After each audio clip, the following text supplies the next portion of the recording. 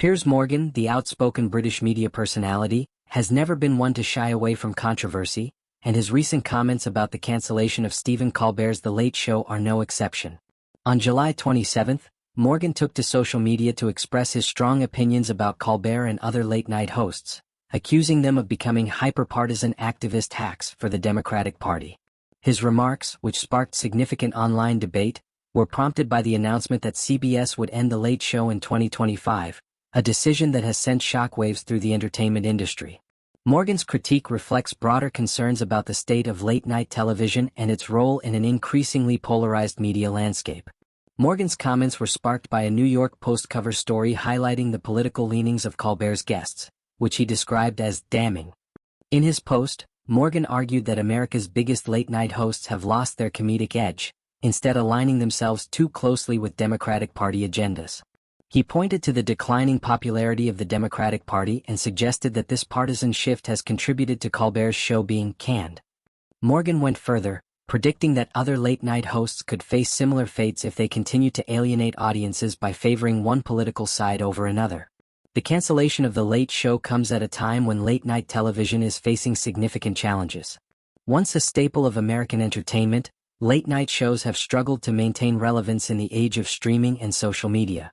Colbert, who took over the show from David Letterman in 2015, has been a prominent figure in the genre, known for his sharp wit and incisive political commentary.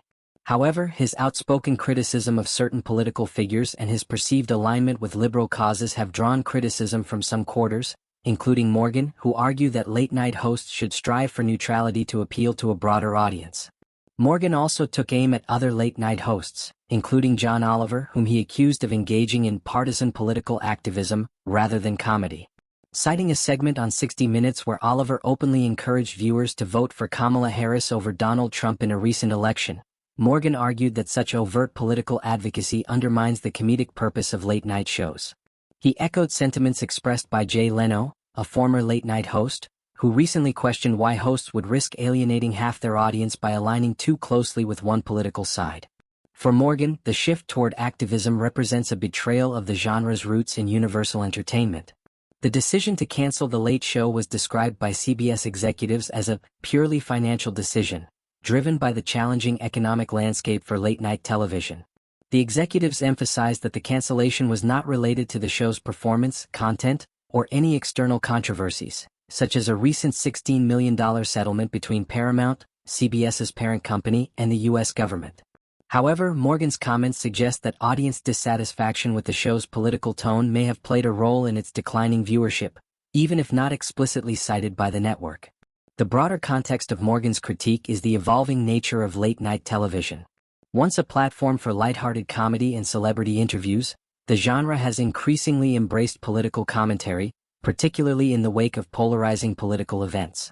Hosts like Colbert, Oliver, and Jimmy Kimmel have leaned into their roles as cultural commentators, often using their platforms to address social and political issues. While this approach has resonated with some viewers, it has also alienated others who feel that late-night shows have become too divisive. Morgan's argument is that this shift has come at a cost, eroding the broad appeal that once defined the genre. For Morgan, the cancellation of The Late Show is a cautionary tale for other hosts who prioritize activism over entertainment.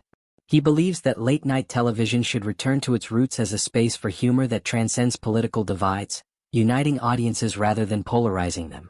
His comments have sparked a broader conversation about the role of comedy in a politically charged era, with some agreeing that late-night hosts have become too partisan, while others argue that their commentary is a necessary response to current events. The debate over The Late Show's cancellation also reflects broader trends in media consumption. With audiences increasingly turning to streaming platforms and social media for entertainment, traditional late-night shows face stiff competition. The rise of short-form content and on-demand viewing has made it harder for networks to justify the high costs of producing daily talk shows. For Colbert, whose show has been a fixture on CBS for a decade, the cancellation marks the end of an era, but it also raises questions about the future of late-night television as a whole. Morgan's outspoken critique is unlikely to be the last word on the subject, as the cancellation of The Late Show continues to generate discussion. For fans of Colbert, the news is a disappointment, but it also highlights the challenges of maintaining relevance in a rapidly changing media landscape. For Morgan, it's an opportunity to call out what he sees as a fundamental flaw in the current state of late-night television. Whether other hosts heed his warning remains to be seen, but the conversation he has sparked is a reminder of the delicate balance between entertainment and advocacy in today's polarized world.